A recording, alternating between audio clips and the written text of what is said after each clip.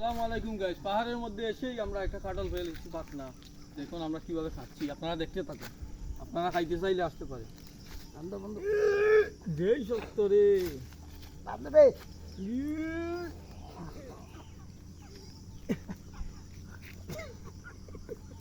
দেখতেছেন কি শক্ত। সে খাইলে খাক, না খাইলে নাই। সেই স্বাদ, ঠান্ডার স্বাদ। অনেক স্বাদ। এই যে আটা হরি পাচ্ছে না, কারণটা শুরু করে চুরি করে দিয়ে আমরা খাইতেছি। এটা এই অবস্থায় ঠান্ডা কি কোনো কথা